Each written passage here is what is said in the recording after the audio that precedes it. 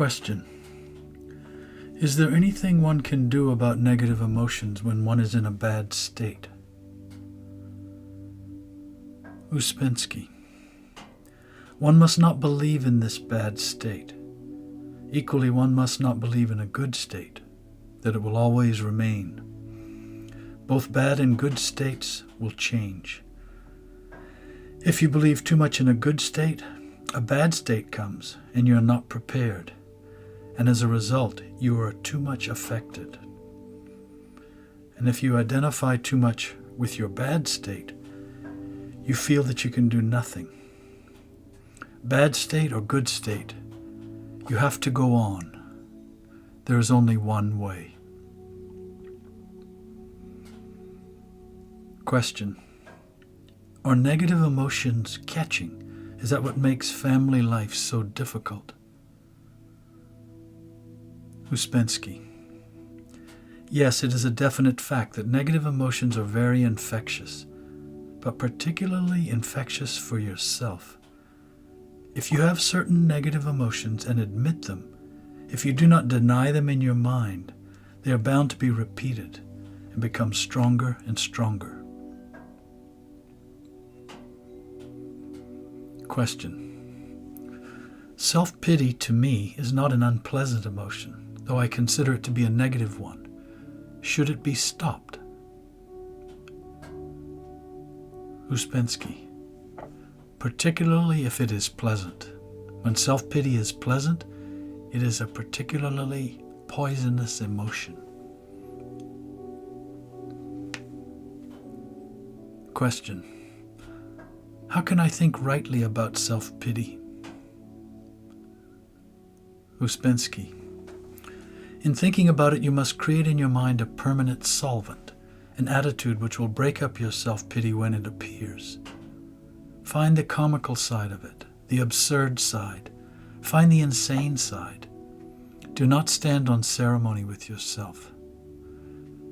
If you succeed in forming a permanent attitude, then as soon as self-pity appears, pour the solvent over it, and it will dissolve. Find what is foolish, what is mad in self-pity, not by analysis, but by examples. You will find many features in it if you think and observe sincerely, and if you keep them in mind, self-pity will not dare to raise its head.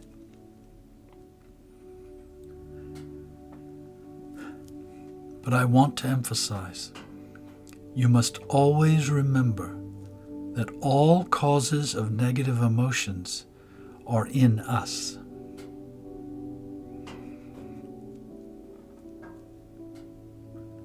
Question. Why does giving away to anger give me a definite feeling of exhilaration? Ouspensky. First, because it is a habit. Second, because it is easy. Every giving way to a habit gives pleasure. The human machine always likes to work by the line of least resistance. But in this work, we must go by the line of strongest resistance.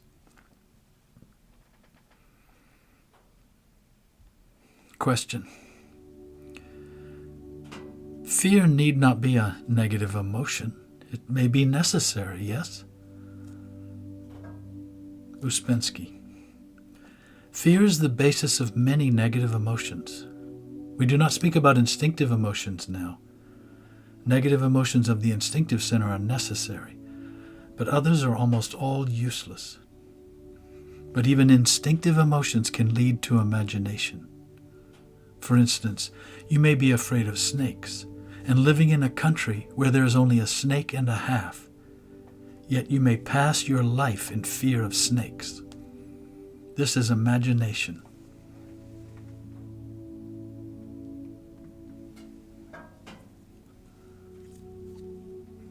Question. Isn't one often afraid of things one knows nothing about? Ouspensky. Fear is simply a certain state. It can be without any object. This shows how useless negative emotions are. We often invent objects for an emotion when the emotion is already there. Take envy, fear, suspicion. We think the emotion is produced in us by something outside, when in reality it is in us. We only look for an object afterwards, and in this way we justify it. Question. I still cannot understand why all causes of negative emotions are in myself. Ouspensky. If you observe yourself, you will see. Causes outside remain the same, but sometimes they produce negative emotion in you, sometimes not. Why? Because real causes are in you. There are only apparent causes outside. If you are in a good state, if you are remembering yourself, if you are not identifying, then nothing that happens outside can produce a negative emotion in you. If you are in a bad state, identified, immersed in imagination, then everything just a little unpleasant will produce a violent emotion. It is a question of observation.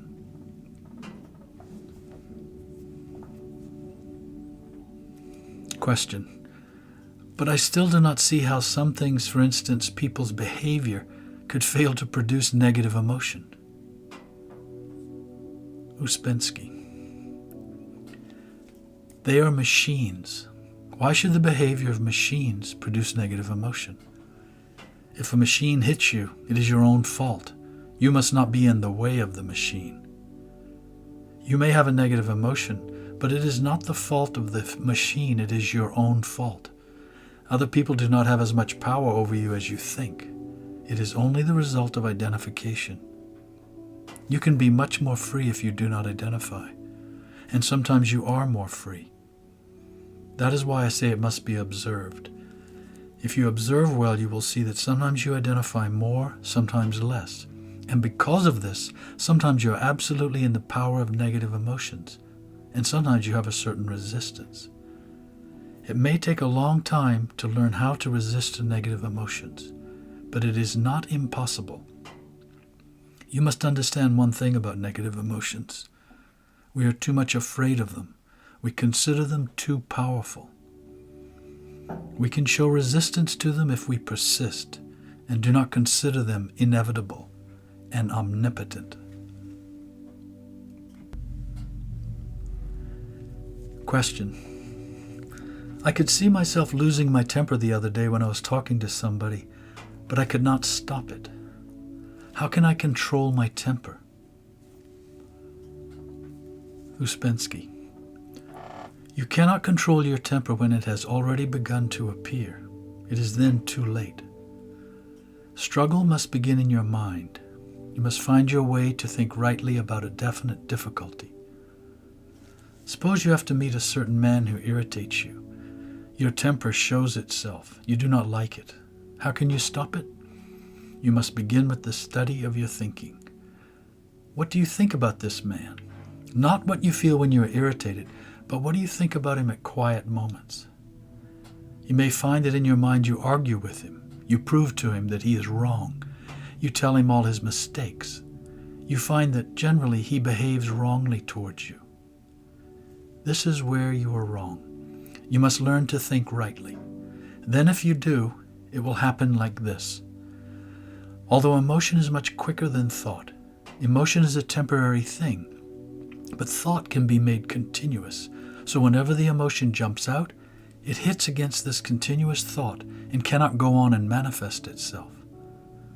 So you can struggle with the expression of negative emotions, as in this example, only by creating continuous right thinking.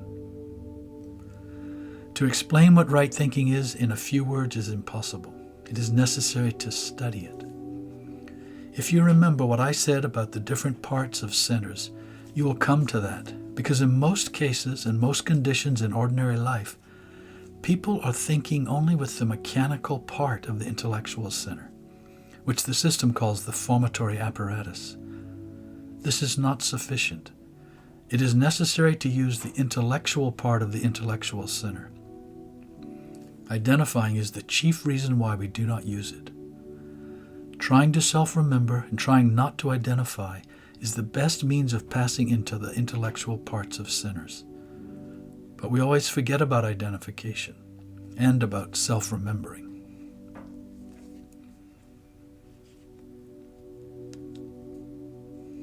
Question. Can conquering negative emotions like fear create energy?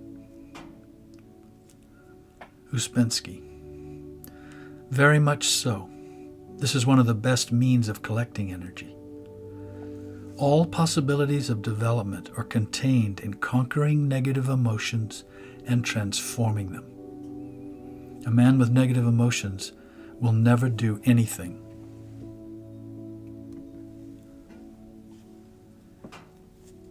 Question.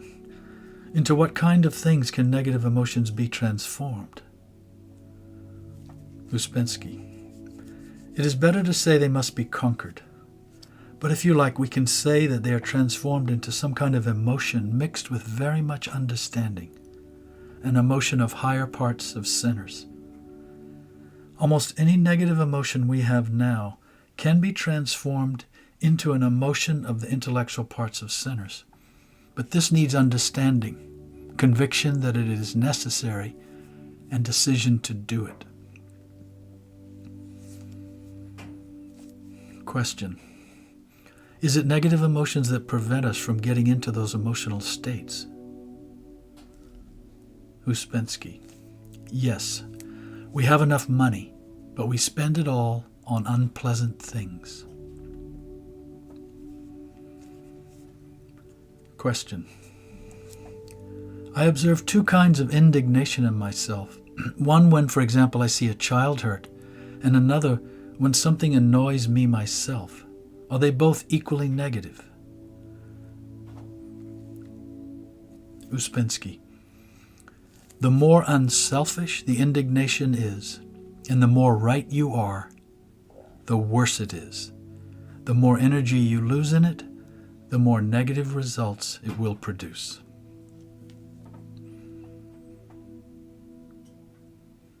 Question. Why am I so much sooner aroused into negative emotions during discussions than at any other time? Political discussions, for instance. Ouspensky. Because you always think that things can be different. When you realize and become firmly convinced that things could not be different, you cease to argue. Arguing is based on the idea that things could be different and that some people could do things differently. Try to think from the point of view that all that happens because it cannot be different. If it could be different, it would have happened differently. It is very simple, but very difficult to realize.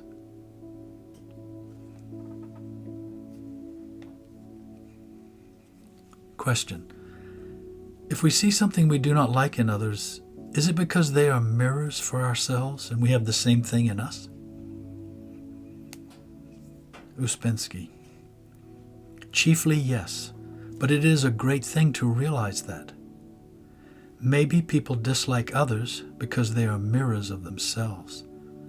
They do not realize it, but somehow feel it vaguely, and it makes them dislike the other person.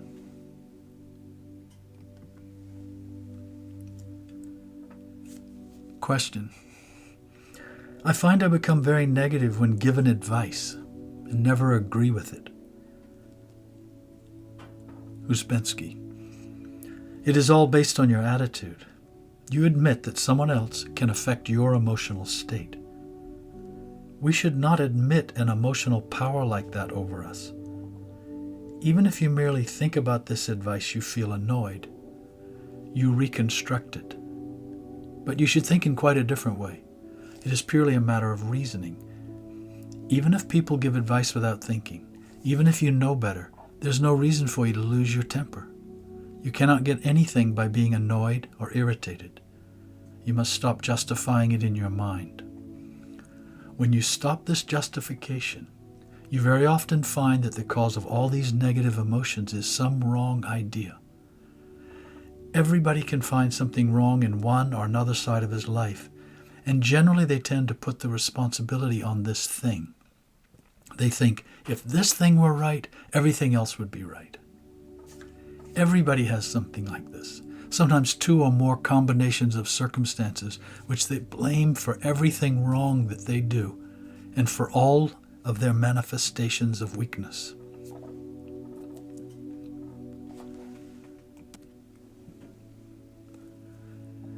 Question. I find that one of my greatest difficulties is irritation. Ouspensky. This is one of the deepest features in people, and it affects the whole mass. The most difficult thing in the world is to bear patiently the unpleasant manifestations of other people. People can sacrifice everything else, but they cannot stand that. Irritation is a particular emotion produced by the feeling of mechanicalness of oneself or other people. It does not mean that every mechanical thing causes irritation, but sometimes mechanicalness produces it. If we do not feel the mechanicalness of other people in some particular instance, they may be even more mechanical, but there is no irritation.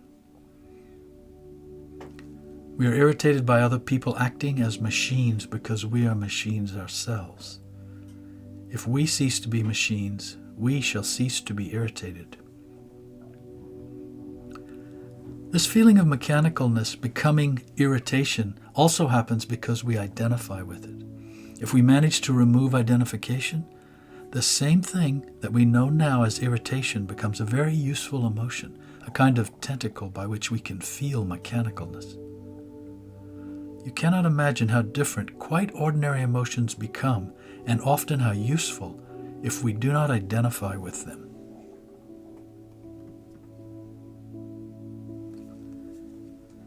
Question. How can I best deal with a negative emotion when it becomes simply apathy? Ouspensky. Very often when negative emotions take the form of passive resistance, you can do nothing at the moment, but you can continue to work. You must prepare for the future, first of all by self-remembering, by remembering why you came to this work, by remembering the first principles. All this apathy and negative feelings come from long sleep. If you continue to sleep when you could try to awake, this sleep will produce one or another negative state. Question. I have found that I can have a negative emotion and observe it at the same time. Ouspensky. Yes, certainly. You can have violent negative emotions and observe them. Very often negative emotions wake us up to a certain extent, so we can observe them. This is quite right, but it does not diminish them. They become even better if you do this, and even more pleasing as a form of sleep.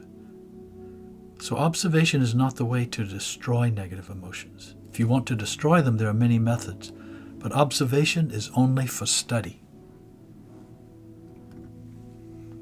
The more negative you are, the better you can remember yourself if you realize that you can get out. It must remind you, serve as an alarm. Otherwise, you'll remain in a negative state all the time. Question. Should it matter much whether I know the cause of any negative moods I observe, or is it enough just to recognize that it's negative? Ouspensky. Sometimes it's very useful to know the cause, because when you want to fight with it, you cannot fight unless you know the cause, and the cause is generally in your own imagination. All the causes are in you, so it is necessary to know them. Question. Sometimes when I am unhappy or perhaps feeling negative, I'm brought back to real issues. Since we have been told to guard against negative emotions, I can't quite fit this in with the system. Ouspensky. You are mixing the idea of suffering and the idea of negative emotions. They are not the same. Suffering is very useful. You can get many things only through suffering. But when suffering is connected with identification and imagination, it becomes negative emotions. Question. Is pain a negative emotion? Ouspensky. Simply suffering pain is not a negative emotion, but when imagination and identification enter, it becomes a negative emotion. Emotional pain, like physical pain, is not a negative emotion by itself, but when you begin to make all kinds of embroidery on it, it becomes negative. For example, everybody has some kind of suffering, say self-pity. They never give up this self-pity. It is a man's most cherished possession.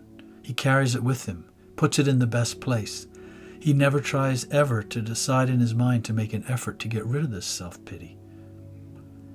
Everyone has one or two negative emotions they are particularly attached to. They do not say to themselves, I like this negative emotion, but they live in it or fully absorbed in it, and everything is colored by this negative emotion, so they will not sacrifice it. For many people, to sacrifice their chief negative emotion would mean sacrificing their whole life.